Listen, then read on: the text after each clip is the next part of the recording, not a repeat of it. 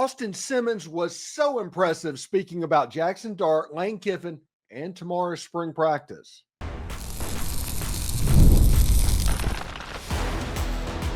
You are Locked On Ole Miss, your daily podcast on the Ole Miss Rebels. Part of the Locked On Podcast Network, your team every day.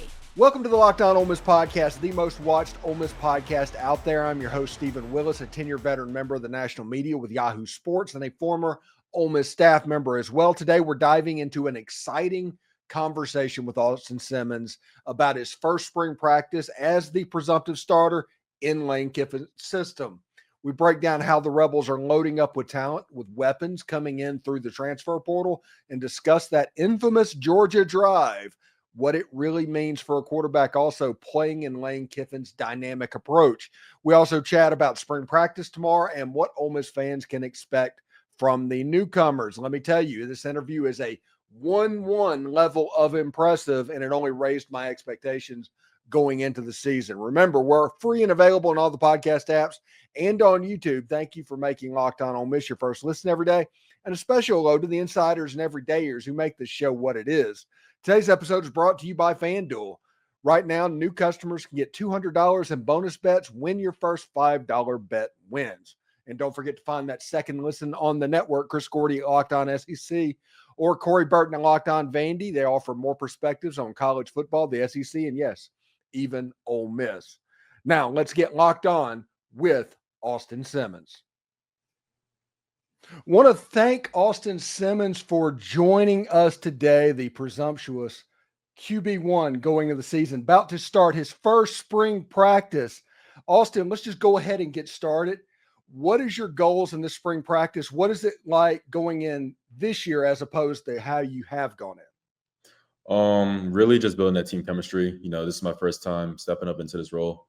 And frankly, I just want to just embrace it and really just make the most out of it in this opportunity, getting to know everyone on and off the field and really just building that chemistry. So when we go into fall camp, we're already prepared. Yeah, and you had a graduate level training and practice under Jaxson Dart and seeing exactly how he put that 2024 team together. What lessons did you take from Jaxson and kind of applied it to this team? Really building those relationships with those key players that we want to recruit, especially off the field, not only getting to know them on the field. We all know that they're playmakers. We're recruiting them for a reason. They're coming in for a reason, and really getting to know them off the field. Me and Dejan, we bonded pretty quickly. People can say, definitely say, we're alike and similar in many ways, and just building those relationships off the field, getting to know them. It's always going to make them. Yeah, and there's a lot of pass catchers that got brought in this year, especially tight ends. We don't necessarily want to get into scheme or anything like that, but what have we seen from Trey Wallace and Stribling and the tight ends that got brought in like Luke Haas? I'll just break it down one word. You're going to see dogs. You're going to see playmakers on the field. I trust them. Even just from these little pre-spring workouts, I trust them. And I feel as though they can make any single play on the field. Yeah, and that's obviously important for the starting quarterback. Now, what is it like playing quarterback in this tempo offense? What is it like play to play? You throw a completed pass on first down. What has to go through your mind between that moment to the end of the next play? There's not really a lot of thinking going into each play. You're really going based off reaction. You're reacting to the next play because Weis is already calling the play as soon as you throw the ball. So as soon as we help the ball, he's calling the next play. And so really just taking everything you prepared for throughout the week going into the game and really making sure you're doing all these key fundamentals, all the small details that go into each play in the game plan. So I noticed personally, in the little bit that I saw you last year, you seem to be a pretty quick processing quarterback. Do you view reading a defense and what's going on? What's your keys looking into the secondary that allows you to kind of really quick get to a check down like you were in the Georgia game? I'd say looking at the small details, alignment of the defense that they present to us pre-snap. and like really like just a lot of film study. Coach Judge like has really helped me narrow down like some small details on like how to identify coverages for each team going into each week. Also, there's some like little hint like Dart would tell me like what to look for in like certain alignment or like certain like depth of like each like cornerback alignment and stuff like that. So like I've had a lot of help going into each week, and I'm going to take it into next year. So what are your goals going into this spring practice? Obviously, you want to build a rapport with the wide receivers and stuff like that. But as you're stepping up, what do you want to get accomplished over the next 15 practices? I just want to see like where I'm at as far as like stepping into this role, because this is of course my first time being put in this role, especially at a big school like this. And these last few years have been great for this program, and I just want to like build off from it and go even further than what we've accomplished so far. And so right now I'm really taking like a bigger step in like my leadership, verbally and of course on the field. Really like just taking the most out of whatever I'm doing on and off the field and getting to know these guys. It's always been a big thing for me. Now, I know whenever you go on the field against Georgia State that the heart rate is going to be a little bit elevated. What's your checklist? What's the three big things that you want to go ahead and get it out of your system next season, just so everything can slow down and you just play ball? Is it the first conference game, the first conference win, first touchdown pass? What are the big benchmarks that you need to get you kind of settled down and ready to go towards the end of the season? Honestly, for me, that goes into any game. It's really like just catching the snap or just calling the cadence for each snap. Like the first snap of the game, I'm fine. Of course, you're going to have those pregame jitters, and that's always been every game for me. It doesn't matter how big it was. It could be a playoff game, be a regular season game, rivalry game. The Muck Bowl back when I was in high school playing at Pahokee. That's always been a big thing for us. We always get nervous before those games. And yeah, really just calling the cadence for the first time. Like I get those jitters away. I'm fine for the rest of the game. And speaking, calling those jitters, what was it like? Okay, Jaxson Dart throws the interception. He has to go back and get checked out. You know that basically the next series is going to be yours. Walk me through that series and when you kind of knew, okay, I'm going to be okay. How did that go? I didn't know I was going in until like Coach Judge tapped me on my shoulder, told me to start getting loose, that I was going in. I didn't really say much. I really just said bet and started warming up. I didn't really put much thought into it. Of course, some people think my heart was racing, was getting nervous, but frankly, it was the opposite. People were approaching me on the sideline, telling me like, just play your game. But I already knew like I prepared for this moment because I'm in that role. I'm always supposed to prepare as if I'm the starter, because you never know what's going to go down during the game. I never know when my name's going to get called. So, yeah, stepping into that stage at that moment, I didn't really think much of it. I just wanted to go out there, play my game. And Kiffin really helped me a lot, telling me that we're going to run the game plan. That really boosted my confidence going into it. Yeah, because that was the drive of that game, because of the way that game started. If you didn't orchestrate that drive and go down and score a touchdown, I mean, we've all seen the game where Georgia just kind of squeezes you to death, does the boa constrictor thing. And that allowed that stadium to come alive. And honestly, the hype machine around Austin Simmons kind of developed that day. Everybody started talking about you. I started getting text messages from people I hadn't heard from in 5 years asking me about this Austin Simmons guy. And that just had to be a cool feeling, because I remember last year in the spring game, the spring game. And you're sitting there, and that was kind of your introduction to the fan base. And you could tell you were excited getting out there to be able to throw the football around. You could see it. And it was a flag football game. It was a little bit weird. And I just think it was nice that you got kind of introduced to the fan base in a really big way, at a really big moment, in the biggest game of 2024. And that was really cool. And then honestly, after that, there was the Florida game. We're going to avoid that until 2025, not talk about that. But the Mississippi State game, that was kind of your first experience getting prepared for that game. Mm-hmm. Did it surprise you how intense that game was on the field? I mean, obviously you talked about the Muck Bowl type stuff, the intensity in that rivalry, with as bad as they were record-wise, as good as you were record-wise, and it was an absolute war. Yeah. I always took like the same mindset from when I was playing in the Muck Bowl, going to the Egg Bowl, that it's still football at the end of the day. Of course, it's going to be more competitive because like the stakes are higher. Bragging rights are involved. There's a trophy involved. Like same thing that that was really talked about, and then the Muck Bowl I really took into the Egg Bowl. That's why I never really took it so heavily when people were like talking so much about the Egg Bowl. Like so much was at stake. There's so much on the line and stuff like that. It's just football at the end of the day. That's always been my thing. And yeah, when I went to Starkville first year, it was cold. Those cowbells are really annoying. Oh, yeah. It's like bees. It's like you're hearing bees. No, really, like the entire game. And it gets annoying. But I still love it at the end of the day because that's what comes with SEC Wall. And seeing like all the commotion, all like the intensity throughout the game. Doesn't matter what their record was, they're still playing hard.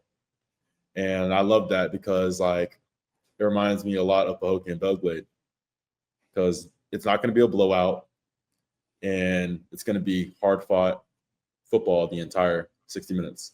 And I love that. You know, when we come back, we are going to continue talking with Austin about the new additions to the offense. He'll break down what each player brings to the table as Ole Miss gets set for spring practice tomorrow. Stay tuned. Eating healthy doesn't have to be complicated. With Factor, you get chef-made, dietitian-approved meals that you are ready to heat and eat in just 2 minutes so you can fuel your body without the hassle of cooking.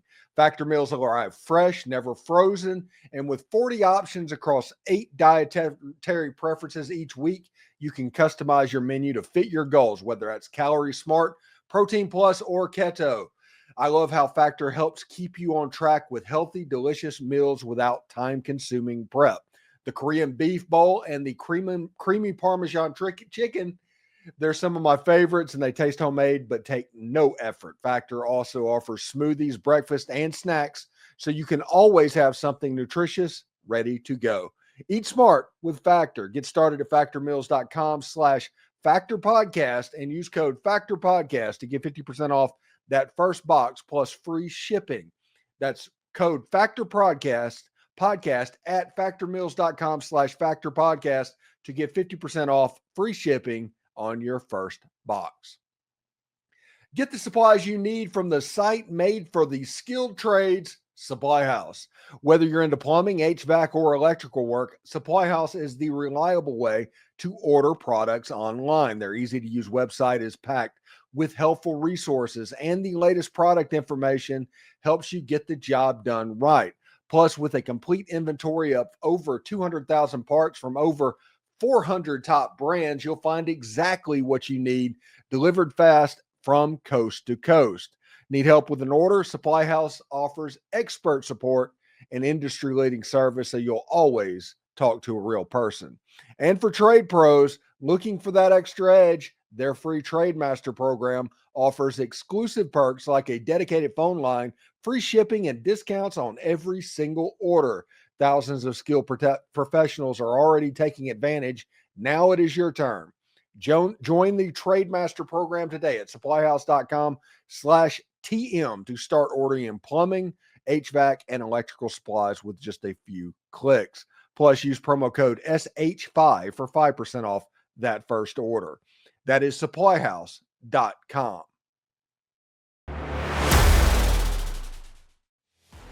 All right, let's get back into that interview with Austin Simmons and see what he has to say about some of the newcomers coming in to Ole Miss.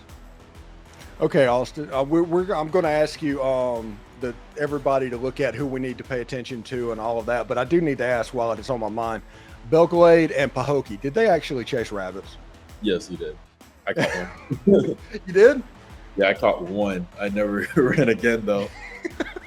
Okay, because everybody talks about, especially down here. Once you hit Central Florida, we're 2 hours away from Pahokee, and they still talk about chasing rabbits in the cane fields and all that. And I was like, okay, that sounds like a halter. It's a funny story how I caught one though. It was actually on the practice field. Like no one was even around. Like I literally chased it around for maybe 5 minutes because those rabbits can like jump, cut, and like frankly, I'm only a quarterback. I'm not as shifty as a rabbit, in my opinion. But it was fun catching. It was really like accomplishing to catch it. So what's your 40 time? I'm not too sure. I haven't really had my latest 40 time yet, but I'll let you know whenever I do it. Okay. Well, the question is, Ole Miss fans have only seen you drop back pass. Are you a good runner? Are you comfortable doing that? Because everybody can obviously think about what they saw Jaxson Dart doing, and he obviously was comfortable running. He was kind of like a linebacker playing quarterback. You played a little bit differently. I was just wondering stylistically if running is a part of your game. Yeah, I love to run. I love to run the ball. I just want to take the same mentality of what Jaxson had, be the toughest guy on the field.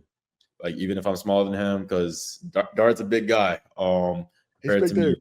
And I just want to take that same mindset, be the toughest guy on the field. And it doesn't matter if the ball's in my hand or if the ball's in another person's hand. Just want to make a play. So I love to run the ball. And just out of curiosity, when Florida comes to Oxford, how big of a game is that?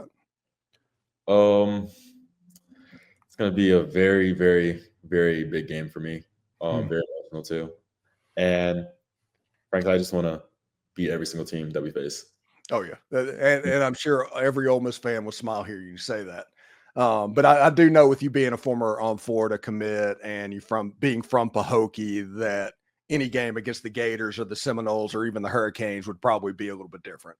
Yeah, I feel like it's a deeper meaning because I grew up watching those schools, and yeah, I always wanted to say I beat Florida, so it's gonna make it happen this year. Okay, so all of the transfers and all of the freshmen coming in and that you've thrown with, I'm just going to kind of do a rapid fire to you can tell Ole Miss fans what to expect from them other than just dog, because I'm assuming they all are dogs. But we'll start with the freshman class. Winston Watkins, what should Ole Miss fans know about him? He's versatile. He knows how to get open. He has some speed on him. I would just say he's a Florida guy.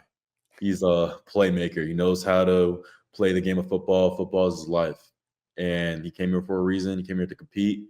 And I feel like he's going to have a great future here at Ole Miss. Do you think that he can compete with Caden Lee? Because I've seen you in pictures with Caden Lee quite a bit on social media. So you guys are obviously boys. And Caden is my prediction that he could be the leader in the SEC in stats. Yeah, Caden Lee is definitely a great guy on and off the field. He's always been my dog ever since I enrolled here. He's the first guy I really talked to when I got here, and we've always had that close bond, that very close friendship ever since I've been here. And it's only gotten stronger because the role I stepped in. And yeah, I feel as though that Winston could definitely make a name for himself, even the first year. I'm not too sure how the competition is going to work out yet, but I'll let you know right now, he's going to be something special. What about Samari Reed? I do not know much about Samari Reed, but what can you tell us about him as a player? Just like Winston, another Florida guy, but South Florida guy from Broward County. I've known him since he was in high school. He went to Monarch, played with my guy, AJ Hairston, who's now at UMass. And I really took the word from him saying that he's a playmaker. He knows how to – he's a great, great, great ball hawk. And he knows how to get open. He's versatile, shifty. And, yeah, I'm just excited for him too. Okay, and Dylan Alford, what do you know about him? Dylan, really, I met him one time, and I knew he was from Saraland. And I was like, yeah, he's a dog. He's good. And I saw his film one time, like, yeah, he's nice. He's going to be all right. So the transfers that came in, and Ole Miss signed a good number of them. We'll start with Trey Wallace out of Penn State. Yeah, me and Trey, I built that great relationship. Like I said, that's always been my thing. And through with him. And frankly, he is very, very fast. He's very fast. He knows how to get open. He's very aggressive. I'd say for his measurements, he plays as if he's Megatron. He'll go up top and take the ball for someone. Does he have a comp with somebody that we've seen recently? I would say Dayton Wade. Okay. That's a good one. Okay. Deshaun Stribling. You mentioned him earlier. I've heard rave reviews on this player in the pre-spring camp of saying that he can do kind of Trey Harris type stuff. Is that true? Yeah, I'd say Trey Harris is a special talent. I wouldn't like compare anyone to him. Yeah. He like Trey's different, but Strip, yeah, he's an amazing player. He knows how to make plays. He can get off the ball, and he can just use his size. It's a lot like Trey. He's very physical, and he knows how to use his size against other DBs. And he's a dog. He's Hawaiian. He just has that mentality, that dog mentality in his blood already. All right, and we'll switch to the running back position real quick before I let you go. Kewan Lacey. He's another one that I've gotten messages about having a good pre-spring type stuff.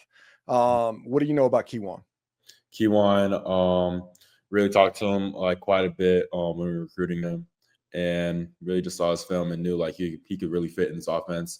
He's smart. He knows how to play football, and frankly, he could just line up anywhere on the field and just do his thing. And yeah, from that, I just have to I can't really give my full preference on them till after spring, going to fall camp. Oh, obviously. So right now, I'm just gonna keep it as that, and I'm just gonna say that he's an amazing player. All right, Austin. You talked about your goals going into your first season. What are your goals for season 1 at Ole Miss? I'll just say definitely taking advantage of the opportunity that was given to me by Coach Kiffin and Coach Weis. Not many people can say that they can start at an SEC school. I'm not saying anything solidified, but I still have to earn this spot at the end of the day. And yeah, really just go out there, prove that I can do this and really compete at this level. That's always been my mindset, to really show everyone that I belong here and that I can make a name for myself and really build off what we accomplished already with Jaxson Dart. The presumptuous QB1 for the Ole Miss Rebels. He still has to go earn it. Austin Simmons, thank you so much for coming on the show, man, and best of luck this spring. Thank you. I appreciate you for having me. Howdy toddy. Howdy toddy. Up next, we break down the Simmons interview and why my opinion of him is only skyrocketing. His potential looks limitless. Plus, he mentioned catching a rabbit in Pahokee. That tells me all I need to know about his speed. Our reaction is next. March Madness is here, and FanDuel is giving you the chance to get in on the action like never before. Right now, new customers can get $200 in bonus bets when your first $5 bet wins. That's $200 extra bucks to use on everything from buzzer beaters to Cinderella stories and even who is cutting down the net. I've got my eye on a couple of underdogs this year. We'll talk about them as the week progresses, and FanDuel makes it easy to back them with spreads, totals, and game props. With tournament games happening almost every day, there's always something exciting to bet on. Easy and fast. The FanDuel app is simple to use, and when I win, I get paid instantly. No waiting around. So visit FanDuel.com and get in on the college hoops action all tournament long. The NCAA tournament is here, and so is the Bracket Breakdown. Locked On Podcast Network and Amazon Fire TV channels are teaming up to deliver NCAA tournament coverage like never before. Watch studio shows featuring former players and Locked On's local experts as they guide you through every upset, buzzer beater, and bracket matchup. Stream it all for free on Amazon Fire TV channel. Search Bracket Breakdown to see it all for free. It's your team every day.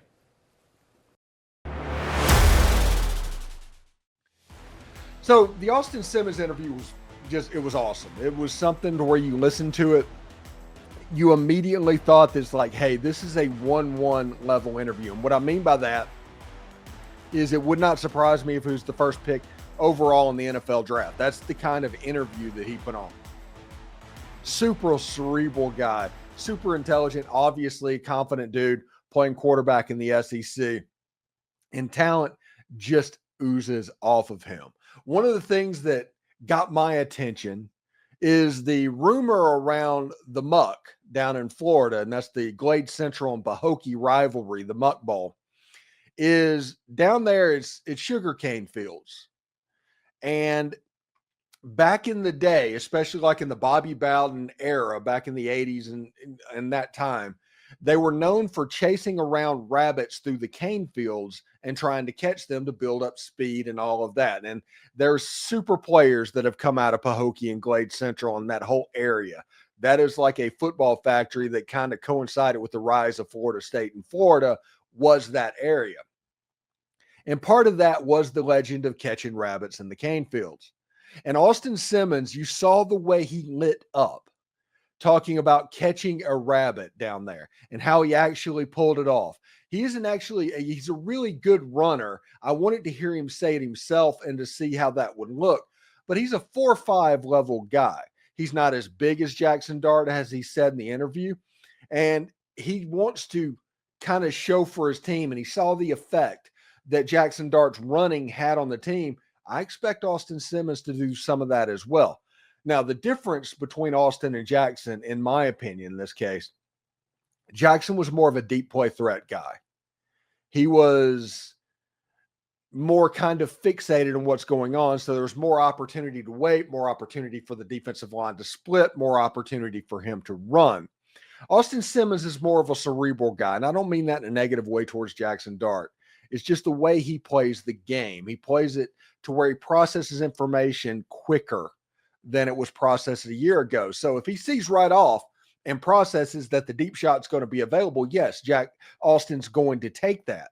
But most of the time, he's going to see something else pop up and hit really quick passes. You saw that in the Georgia game. He talked about that Georgia drive during his interview and how being thrust in that situation and how he was actually pretty calm, which was that kind of amazes me. And that lets me be supremely confident in what he's going to do during the season. But him processing quickly, getting the ball out of his hands, knowing where to go to the football. He made an unbelievable pass to Caden Lee in the seam in between three Georgia players that would be easy to make a bad pass and that get picked off. It's so easy.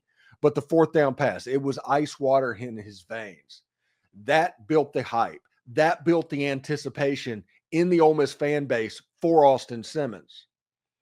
Now, Austin has to deal with that. We've talked about the checklist that he is going to have to go through. And we talked about this in the interview, and he said that he doesn't really work that way because he's been in big games in the past. And he talks about that Muck Bowl. And trust me, if you don't know what Glade Central and Pahokie's like, you don't know how big it really is, especially in smaller rural towns in South Florida.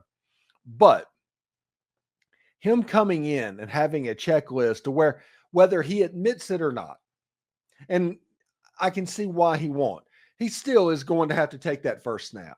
He is still going to have to win that first non-conference game. He is still going to have to win that first conference game. He is still going to have to win that first rivalry game. He is still going to have to go into the playoffs or a bowl game and go. There's a checklist for first-year starters that everybody has to attend to. Austin, I have no doubts, is going to go through that checklist with flying colors. But as Austin develops in 2025, we need to see exactly what it looks like, the comfortability. As it slows down, especially towards the end of the season, the quicker you can get that slowdown to happen, the better off it's going to be. Listen, the month of September is absolutely massive for Austin. You get that first game against Georgia State, which I'm assuming elevated pulse in that game. You get the first road game at Kentucky, the first conference game at Kentucky. You play 3 conference games before you play your first rivalry game against LSU. You can knock everything out on that checklist basically by the end of September. And that's big for Austin. As long as he has success in those games, it'll be interesting to see for him and where he can go. It was a fantastic interview. I do want to thank Austin Simmons. I do want to thank David Simmons. I want to thank everybody for making that happen. And everybody is looking forward to following Austin Simmons in his journey as a starting quarterback at Ole Miss.